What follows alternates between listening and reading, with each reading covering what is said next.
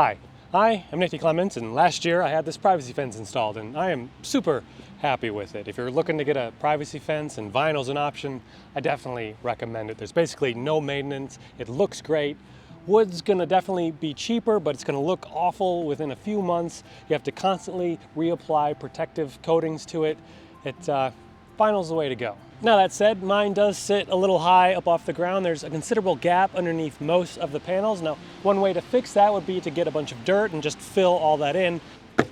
I just went ahead and took a bunch of the spare slats and just wedged it in there to cover up that gap.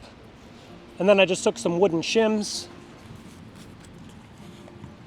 to keep it in place. But of course, there are still some issues with this fix. For one, the wooden shims rot pretty quickly, so I ordered some landscaping staples to replace those. However, they're a little on the thin side, so I might still have to upgrade to something even thicker and longer, but we'll see. However, the bigger problem is that these panels are wider than the slats are tall, so I still have about 4.5 inches exposed. So let's head over to the workshop to figure out how we can extend these. So as you can see, I'm already almost done cutting all of the 4.5-inch extensions for all of the slats, but while cutting, I realized a much better way that I could attach these to the full slats, and that's kind of why I decided to make this video. See, my initial plan was just to cut a bunch of boards that I could kind of shove into the holes on the slats to just connect them together, and I think that'll work fine. However, I noticed that one of the offcuts, it could probably just fit in there really nicely. So I think I'm just gonna cut a bunch of thin pieces of the slats to slat in the slats so that I can attach the small slat to the larger slat. But first I'm just gonna cut a few more 4.5-inch pieces. Now to cut all these, I'm just using my chop saw, but I have a very special vinyl cutting blade installed. That's very fine tooth and it gives you a really nice cut. You can get away with cutting this with a normal blade, but you're going to get terrible chip out. So taking the time to get the proper blade and swapping it out makes all the difference.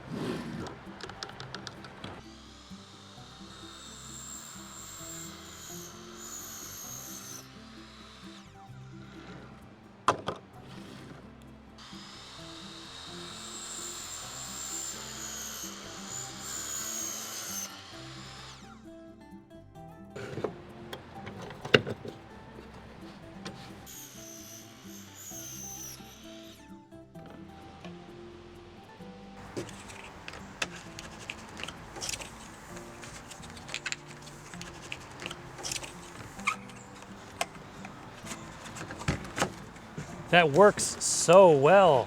There's like a really nice springiness to it. It's a really good friction fit. That's gonna be so much easier than just cutting all these wood blocks.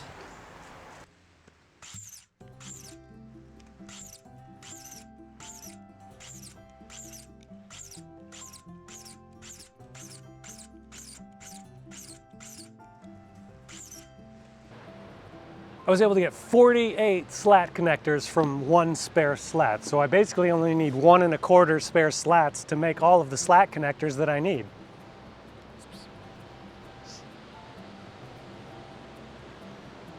Slat? Slat?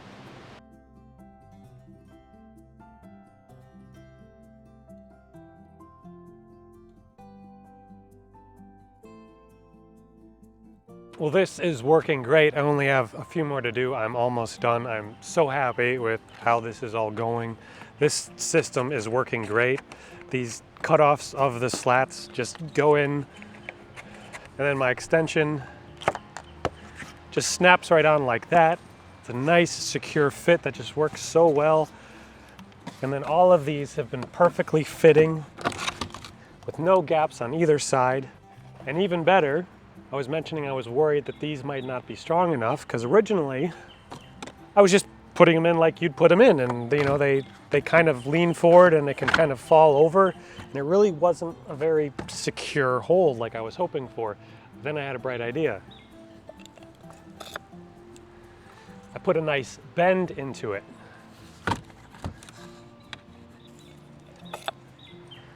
So now when I stake it in, it's actually putting a ton of pressure, holding that up nice and tight to the edge of the wall. So these worked out great, and I only pretty much need 2 to hold that on pretty well. So I'm really happy with figuring that out.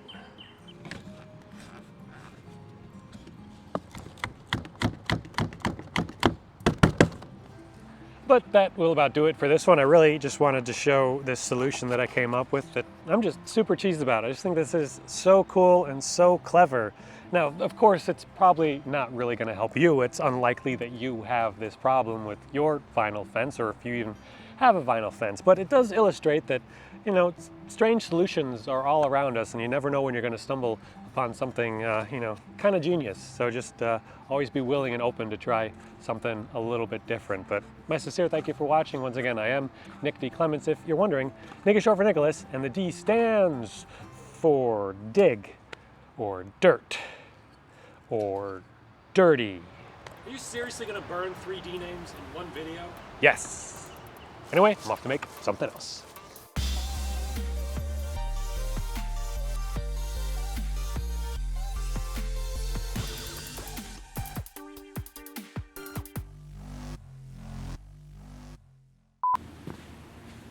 And just wedge it in there to blip. See?